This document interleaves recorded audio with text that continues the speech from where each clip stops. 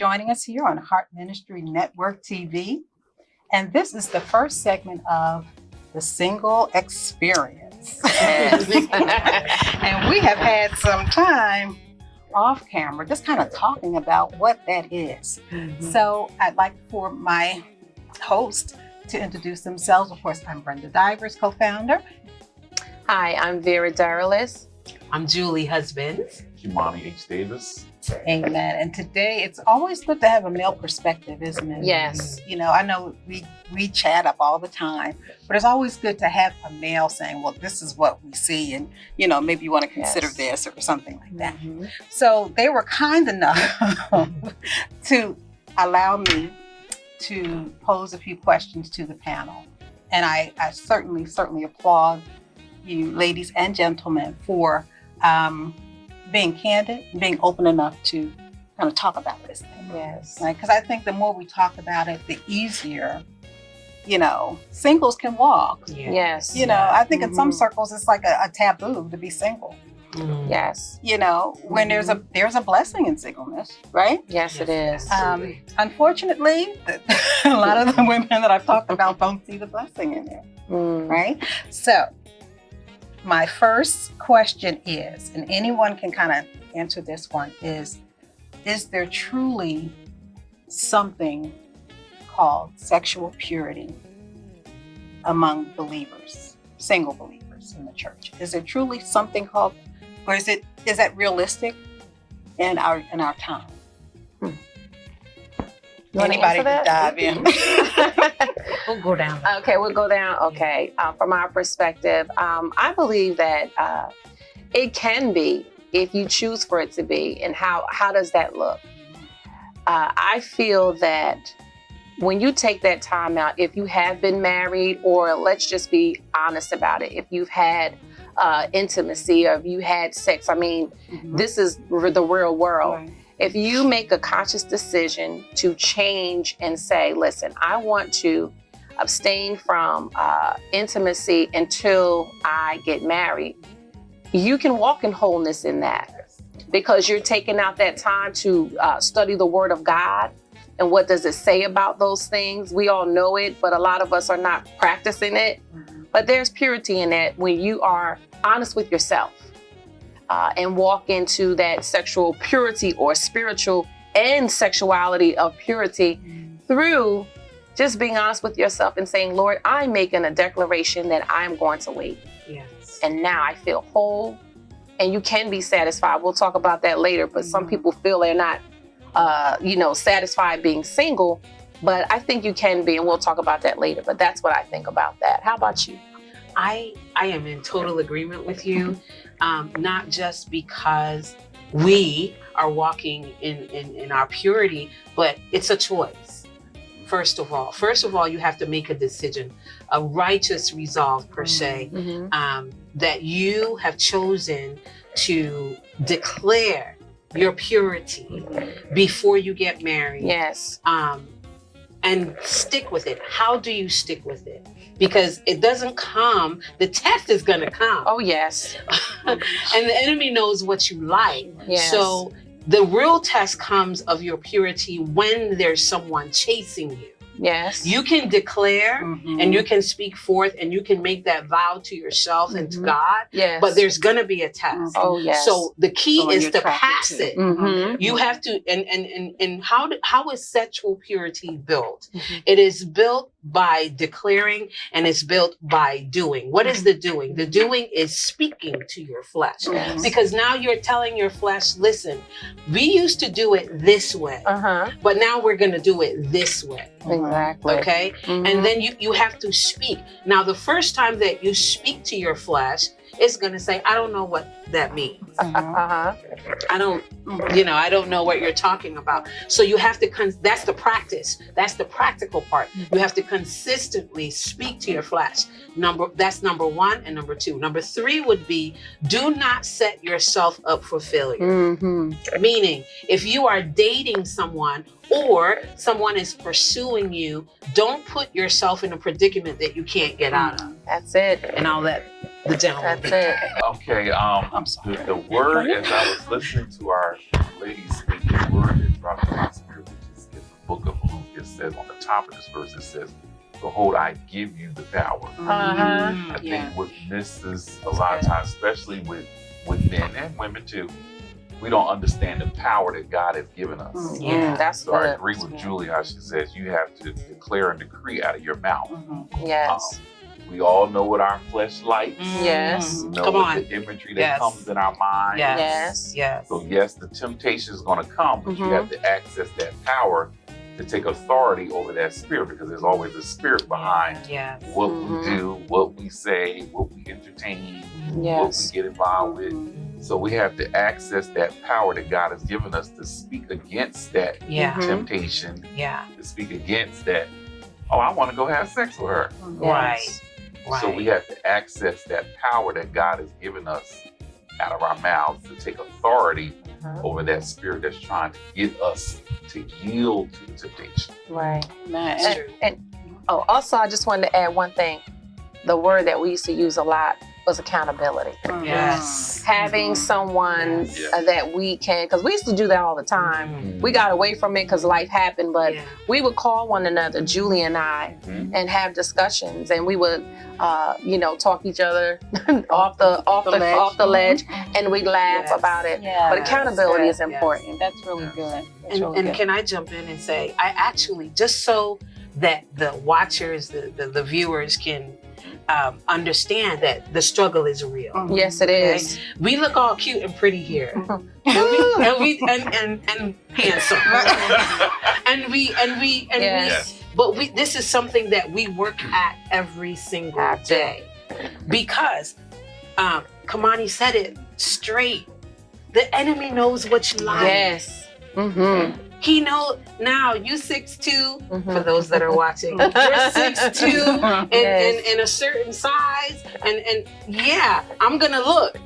But looking isn't doing. You're just looking, right? Because if your flesh is trained, you're just gonna look, and your mind won't go anywhere else. But that comes with practice, right? But I just want to say, as far as sexual purity and the struggle to maintain that purity is, literally, I just had to talk someone off the ledge this morning, literally, and I just want everybody to know that the accountability is necessary. I know some folks will say, well, I'm 50 this, I'm 40 this, I'm 30 this, 70 even. I don't need accountability. Yes, you do. Yes, I dare say yes, you do. Simply because you need to have someone that has your back. You need to have someone that first of all, if you do fall off the ledge, won't judge you. And they'll help you to get back up. Back up again. But in the interim, if you haven't made that mistake, you want to be able to say to yourself, listen, I need to call such and such and such. It's just like I said to her this morning, before you even think about doing anything, call me. I made that declaration to her to let her know, look, I have your back. Right. Because I have people. I call them a dating committee, even though we're on dating bar. But you because you need to have them in place. It's important. Accountability is important. It's your safety. It's your safety net. That's real good. Yeah. And to that, again, these are questions that were posed to me. So that's, this is going to be so good for you guys. The other thing to that was when you're trying to walk in sexual purity, and then the Delilahs, they call them, in the congregation are not. What would you say to the young women who are experiencing this kind of scenario? And you mean they are experiencing situations where they are attracted. Pure. They are pure. Okay. They're attracted to a gentleman, but because of they're calling Delilahs in the church. Okay. They know that they can go to them at any time and get what they want, and then thus lose the man. I guess that's their take on it. Yes. Okay. So my question would be, at what level, or I guess if you can use the word percentage, what is the percentage of you wanting to remain pure? Meaning, what does it mean to you to remain pure? Are you remaining pure because you want to say that you're pure? Or you're saying, I desire to be pure until I get married because I want to bring a smile to the face of the Lord and I want to be obedient to the vow that I made. So where are you in that? So you have to begin to ask yourself some questions. Now, however, I am not slow to not understand that when you see someone that you are attracted to, and they might be attracted to you as well, again, we said it earlier, that's when the testing of your purity begins. Yes. And in the attraction. Yes. And I like to add something with that. What happens when you don't keep your sexual purity? I'll say this. When you fall, or if you feel like this person you're attracted to or they're attracted to you, if you take that step, you know what happens? Your judgment becomes cloudy. And that is another reason why we should not put the cart before the horse. Because when you do have intimacy outside of marriage, you end up meeting and dating the wrong person. You get yourself into a really slippery slope when you do that. Because you know what? It's not love. Ma'am, sir, that is lust. Yes. And lust does not last. Correct. I am in agreement. And I'll say, you know, from a man's perspective, you really have to, somebody said to me some years ago, when you're even dating a woman, he said to me, you have to study them and study them and study them. But I think that's vice versa as well. Because, you know, some people say, oh, I met him. Okay, the Lord said next month, let's get married. But y'all ain't even dated a year. Yes. We see that a lot. All the time. You haven't even gotten like godly counsel on what's going on. Talk about it. Were you married before? Why did you get a divorce? What happened? Like unpacking all those feelings. Was there some unresolved issues in the previous relationship that you came out of, and what happened with that? Yes. Are there children involved? Yes. If there's children involved, you gotta say, okay, how can I deal with that? If you never had children.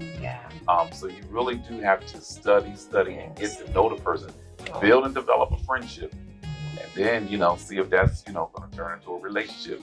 And if you decide that, you know, you do want to get engaged, then get in counseling, get some good godly wisdom. Yes. As to if we should get married. How are you with money? Oh, talk about it. Another topic. Yes. And you know what what we're finding, I think, is there is a fear factor that if I see you, you see me, if we don't get together now, then we're not going to get together because there's so many other women. So if you see me, I see you, let's do this. Let's get married, you know, on the second date because, well, she's saying that. He's not saying that. He's not saying that. But there's a fear factor. There's the fear factor, I think. And, I can speak on that because years ago, somebody that I had dated, talking about the truth. It's you truth. Know, we had dated for like 3 years. Wow. And next thing you know, I'm hearing, well, you know, I know you're called to pastor, so I don't want to be a first lady. All right. Okay. And my whole thing, I was open and honest and transparent. I was like, I think we need to wait because there's some things me as a man need to get in order before I take you on. Because I think we don't think about that either. Right. Because now when you men marry a woman, she's not only just taking on your last name, she's taking on you. Indeed. Wow. And you become the covering and the protector and the provider for her. Okay? So these are the things you have to keep in the forefront of your mind. So when I heard that, I was like, okay, so the real underlying issue behind that is that you don't want to wait. Because I'm saying I want to wait. So now you want to pull out. So you use this whole scenario of, I know you called a pastor, I really don't want to be a first lady. But the real issue is you don't want to wait because I said wait. But I'm the one that got to ask the question. If I want to marry you or not. That's good. That's good. Can I just say one thing? Oh my goodness. Oh, see, this is why it's good. That. Yes. This is why it's good to have this. a man in the room. Yes. So that a male perspective can be released, because it's so important. And I know that if we do, again, percentages, the women are 90% of the single kingdom that show up to conferences, that show up to gatherings, because the brothers, no offense, brothers, some brothers don't want to be bothered. They know what they want or don't want, and they're like, I know I don't need to go to a conference. And plus, then there's the other group that says, okay, so if I go to this gathering and there's going to be single women there, they're going to be flocking to me, which does happen, right? Sure. Yes. But however, I wanted to add to this, to what Kamani said. You know what? If we could do it, because our other two hosts are married, and they were single too at one point in time. But Pastor Vera and I are single. And I'm telling you that if we can do it, it can be done. I'm not going to elaborate because children might be watching. Yes. So you understand what I'm saying? If we can do it, it can be done. Simply because I'll say this much. We've been some places. Yes. And we've done some things. Yes, we and have. we've had some experiences. Mm-hmm. Thus the reason why now we are able to walk out our sexual purity, because of the experiences that we have endured. And as quiet as it's kept, if we were to do a survey, I dare say that at least 50% of the population that are single will say, I want to be married because I want to have legal sex. I know that some people won't be truthful about it, but it's the truth. Yes, because I can tell you, I got married the second time because that was my situation. Okay. I said to myself, self, you enjoy intimacy. Right. And I was dating a gentleman at that time. And I made a decision. I was thinking to myself, well, this is not going to look so good. So just hanging out here like this, okay, women of God, men of God, we're being real here. We're being honest. Yes. So, hey, you like me, I like you. Oh, you want to get married? Hey, we can have legal sex. But what that did was we didn't spend that time to talk about the financial piece. Yeah. You don't have children. I do. How is that going to affect you? Do you even like kids? See, Right. we passed all of that, jumped into it, and guess what? Hello, everyone. My name's Vera, and I'm divorced. But that's so good. Yeah. And you know what? I am so appreciative of you, ladies and gentlemen, of your honesty. Because I think that's the thing that's going to speak to the hearts of our singles out there. Yes. You know, there's some people who are going through this and have had experiences. Yes. And as a result, learned some things and can speak on some things. Yeah. Right? Yes. So this is real good. We're going to take a quick break for 2 minutes, but we'll be right back. Don't go anywhere. This is so good. Hey everybody, this is Pastor Ken and this is my wife Brenda, and we are the co-owners of Heart Ministry Radio Network. And we want to thank you for tuning in. We are an internet radio station that streams the best in gospel music 24 hours a day, 7 days a week. We also have a wonderful host of live and pre-recorded shows to open the doors to your heart. Thank you and God bless you. God bless you all. Tune in to heartministryradio.com. And don't forget to download our fabulous app on all of your mobile devices. Welcome back to the single experience, and this has been so good. Yes. It really, and again, I just appreciate the honesty, because somebody's going to be blessed. Somebody's going to be encouraged to continue on until God says so, right? Yes. So, again, there were some questions posed to me, some statements that, were given to me, and they're allowing me to ask and that kind of thing. So thank you guys for that. Yes. So this next one was, and it was more than one person who said this, that women who say that they're happy or they're satisfied in their singleness are lying. Can you speak to that? Oh, wow. one of the things the first thing I will say is, if the statement was made that, and it's a personal thing, and I understand everyone's perspective about not being happy, but I'm finding out that people, especially women, we say we want a man to do this or we want a man to do that. You have to be first happy with yourself and do things for yourself. I can honestly say that, and I've posted it on Facebook several times. You've seen it. We talked about it when Valentine's Day is coming up. Valentine's Day was last year. It came up. I was excited. You know what I did? I went out and bought my own self flowers, bought two. Yes. I bought me 24 roses. Oh. I went and bought my own card. I encouraged myself. I even got on Facebook and talked to the young ladies about it. And it wasn't a facade. It was really truthful. Let me tell you why. When you are single, you have time to even work on yourself, because we're single sometimes for a reason. We may not have done everything right in a relationship, and while you're by yourself, guess what? You have time to work on those things. Yes. Right. Yes. If you're bad with finances, you have financial challenges, you can work on those things. Hey, we've been talked about as far as women and our attitudes. We can work on those things. Yes. So I'm happy on this journey, learning about myself along the journey so that I can be better with someone and they don't complete me. We are coming together, right, as helpmeets to one another. Yes. So when people say, oh, I'm lying, well, lying may come from or stem from the fact, are you not happy with yourself right now? Could it be that you feel as though you have to have an attachment to someone just so that you can be happy? Well, I'm here to say the person isn't going to make you happy. You have to be a person that has a good, optimistic perspective even before you get married. Yes. So I'm happy being single. I love to go. I love to do a lot of things. And when you're married, you have to always, hey, honey, is it okay that I go?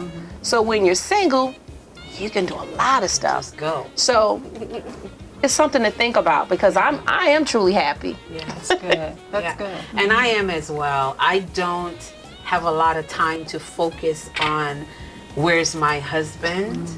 And this is the gospel truth. My business manager is sitting right next to me. He knows my life and he knows my cup runneth over. Okay, so I'm not telling you that I don't have those moments where I don't feel like, oh, it would be nice to sit across the table from somebody that's not female and, that's not my girlfriend or my sister, and have a, conversation with a gentleman of like mind. And that would be nice. Doesn't mean I'm lonely. It's right. It just happens, because when you're single, these things happen.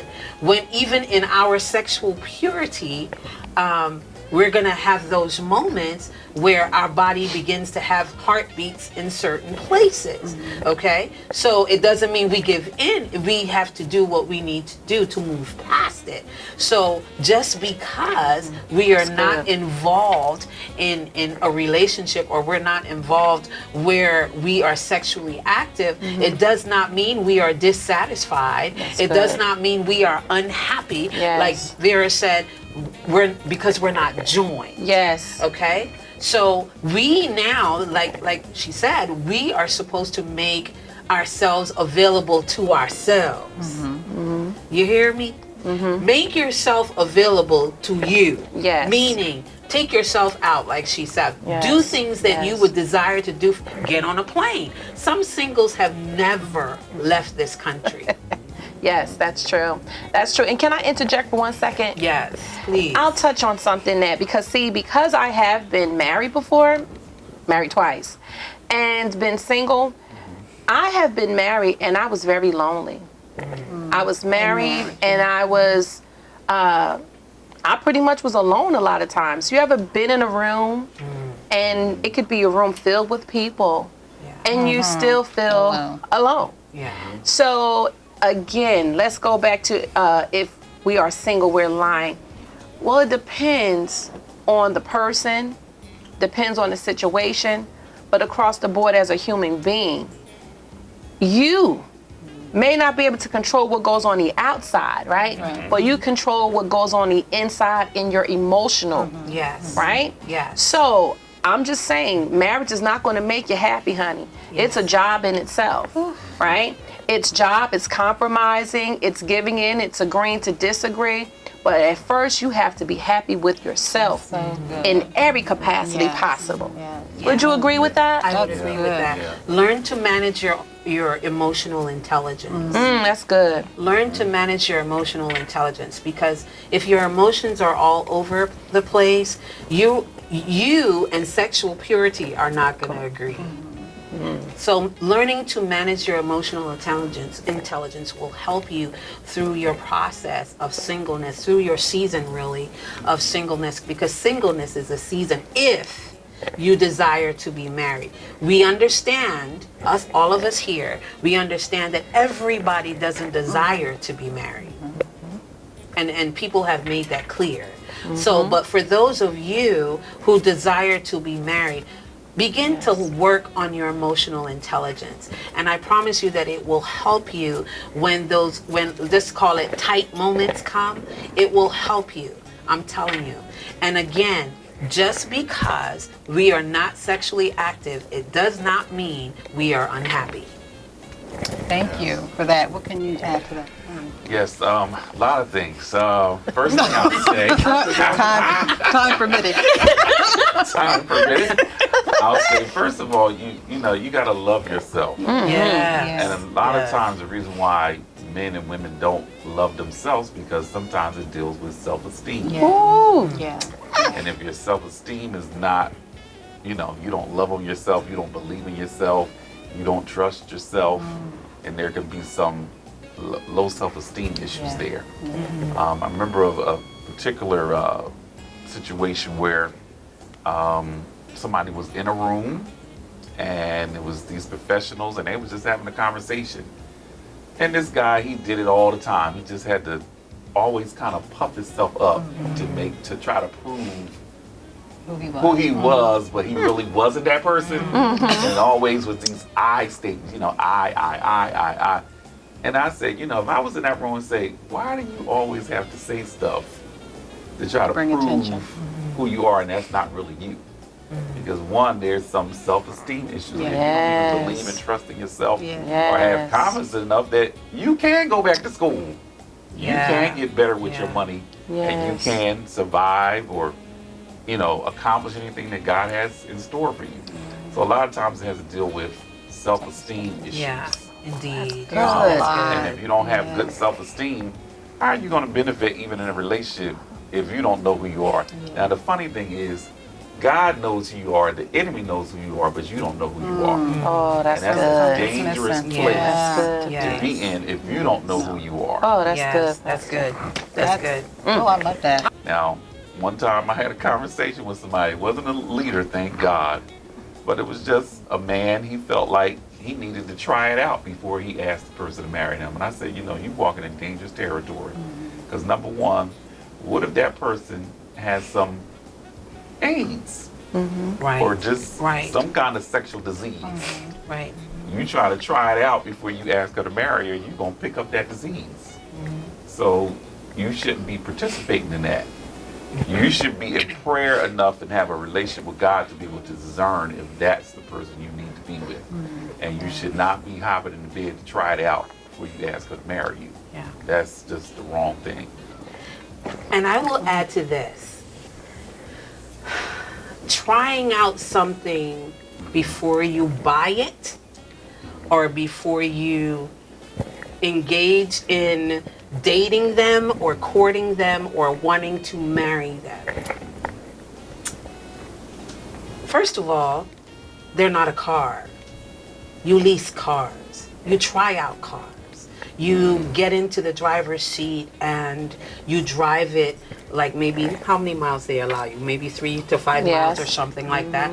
You drive it you get the feel. Do you like how you feel in the seat? Do you like how the steering wheel feels? It's about feeling. No, you don't lease. We don't lease. We don't lease out our hearts. We don't lease out our bodies. There should be no trying it out before you decide if you want to marry them. Again, you lease cars, you lease hotel rooms, you lease apartments and houses, but we do not lease people. Wow. When you engage in intimacy, again, you have bypassed all of the other things that you have to see if you're on the same page. You need to know what's the vision for us dating in the first place. Okay? Because you're only in the bed for X amount of time, but then you have to live with that person every day. So even if, let's just go on the other side of it, because the statement was they tried out, it was bad after they waited and got married. What happens if it's good and still you're financially challenged? I don't like your family, you don't like mine, we're not going anywhere together, so now there's division. All of those things that you run past just for that intimacy that's going to be for short period of time, then you have to live the rest of that time. So you would do yourself a disservice to move past that just for intimacy, because remember, the Bible talks about how we're supposed to, a man and woman comes together, we have dominion in the earth, we know that the Lord told us we need to get together, we need to marry one another, become one, right? But then also, we have to cohabitate, like I said. We have to learn one another. We have to go through all of that together. And so if you go past all of that, you don't have any counseling, what is the sense? Because it's going to crash and burn, and it's not going to last anyway, because it was just, guess what? Just for that moment. And you're supposed to be marrying for better and for worse. And what happens when you get older? It talks about for sickness and in health, till death do us part. So did we forget that? Intimacy can't just be the driving force to get married. People get sick. Right? I've heard one young man tell me that he wasn't attracted to his wife anymore. This particular person, his wife had cancer, and she had to have both of her breasts removed, and so he wasn't attracted to her anymore. And I said, do you know how crazy you sound? Did you take those vows seriously? Because it goes back to, if you are a believer, are you believing the word that you're preaching? Are you believing the word that you say you believe? Do you believe in the God that you say you believe? You have to go back and question yourself. Because if so, then I think that we need to do things a whole lot different moving forward, being single and married. Yes, indeed. Yes, indeed. It's necessary. Oh, my. It's necessary because I think a lot of singles, male and female, think that dating and courting are the same thing, and they're not. First of all, ladies, can I speak to the ladies for a second? Please do. You do not determine when the courting begins. He does. Am I right about it?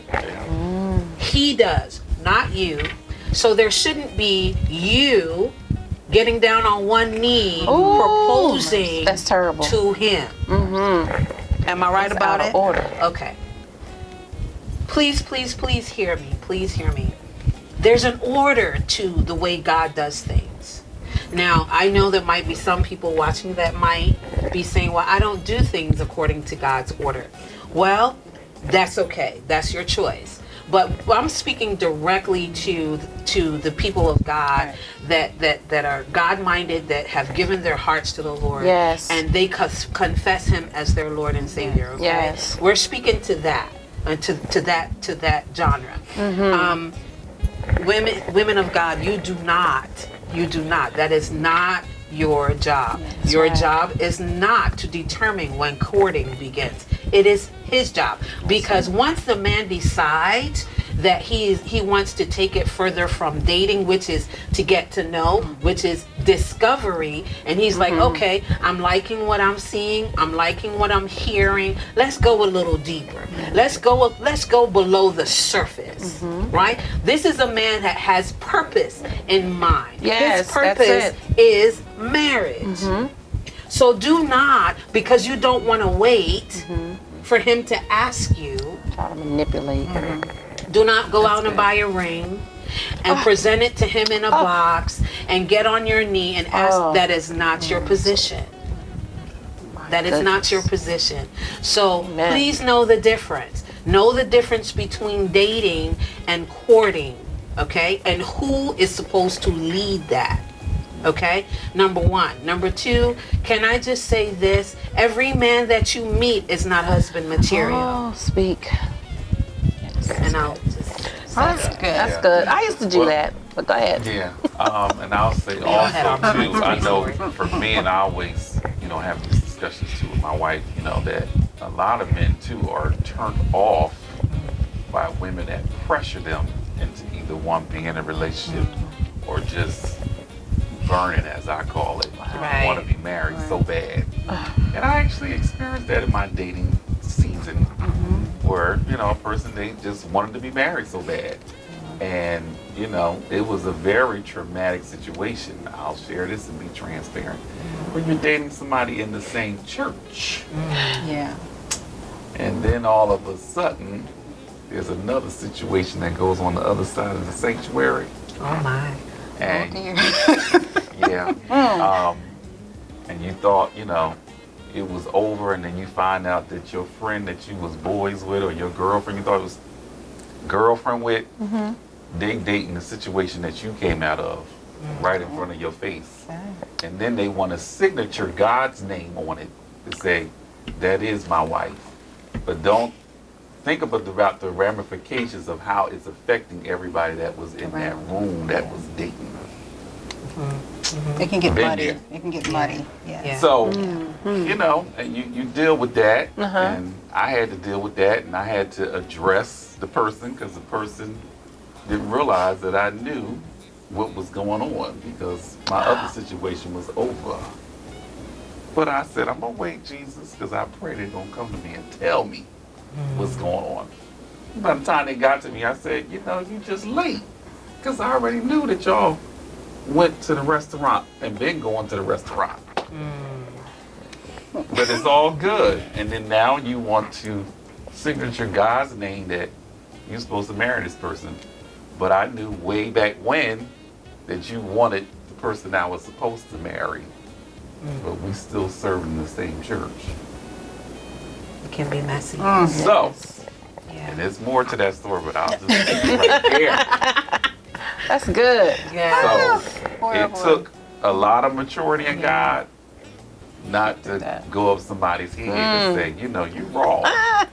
My goodness. It's real. The Church Chronicles. It's real. So It's real. I had to just move on, and they thought it was cool. They even wanted me to come to their wedding. Oh, no. They did. And my answer was, I will not take my money, spend it to put my clothes in the dry cleaners to attend your wedding. So my RSVP is no. I'm not coming. Wow. And my wife is not coming. Because my wife had to see all of this traumatic stuff when you was doing it right in front of our face and in front of the saint's face. Wow. So I had to pull back Uh-huh. and say no. And then when it was time for me to get married, they thought they should come to my wedding. I was like, definitely not. Oh, wow. Bless We'll God. invite you. You just gotta work it through. That's why I tell people, you gotta have your own relationship with God. Yes. Relationship with Very God. important. Come on. What people do in your face and what they say, it's like, keep it moving. Yes. Because the very weak person will say, I'm out because I didn't see enough. I can stay in the world. Yes. Get See with that. all this Yes. drama. Yeah. Yes. So That's good. just be strong in God and keep it moving. Yes. Yes. That was good. Indeed. Well, This is good. our time is up. Oh. And this can go on for a long time. Yes. There'll be a part two. I know there has to be a part two. Yes, it has to be. Absolutely, because there's a lot to chew on. Yeah. And before we leave this session, if each of you can just leave us with something, because I know there has been some ground that's been dug up. And I think this is a good place, because sometimes we can deal with the things we're going through in private, right? So somebody's watching this thing in private and they can unpack it without having to worry about anybody seeing, the kind of thing. Yeah. So because again, we talk to women all the time, and we experience them and what they're experiencing, and it's it tugs at your heart. But for you ladies to say that absolutely you can be single and be satisfied, Absolutely. I think that was point one. Regardless of what's going on, you can be, right? You are living testaments of that, and that you have to have a relationship with the Lord first and foremost. Oh God, yes. He's got to be number one in this thing, because it's more than the sex. You said it's just a little, but we have to live together. We have to walk this earth together, and just not letting the things around us dictate how we're going to live our lives. Yeah. Right? Yes. So again, this is part one of the single experience, but we're going to just ask, just each of you to just leave us with something that they can just chew on until we come together the next time. Yes, yes, that's good. If I had to leave one thing of encouragement to singles, whether you be a man or a woman, is that just take time for you. You're in the best time of your life. You may not even understand it. Almost want to bring me to tears, because you get time to really dig out some things that you know about yourself. And people may have said, you may not realize you do this, but this is something negative about you. Constructive criticism, it only helps you to move forward, to have not a relationship, but a successful relationship. Yes. Moving forward in your life, in your singleness. Yeah. That's what I like to say. Yeah. And I will encourage you to, again, I said it earlier, manage your emotional intelligence. That's really, really significant. Along with, as Pastor Vera said, taking time to work on you, and managing your emotional intelligence is actually working on you, and it will let you know the parts that have been left unchecked, and the parts that are just you, that are God-given you. So you want to be able to say, you know what, I'm working on this, not necessarily as preparation to be married, but because I want to be a whole person. Yes. Right? You want to be a whole person. So work on you, and work on your emotional intelligence, and I really believe that you'll see a difference as you continue in your singleness and prepare for whatever your next is. That's good.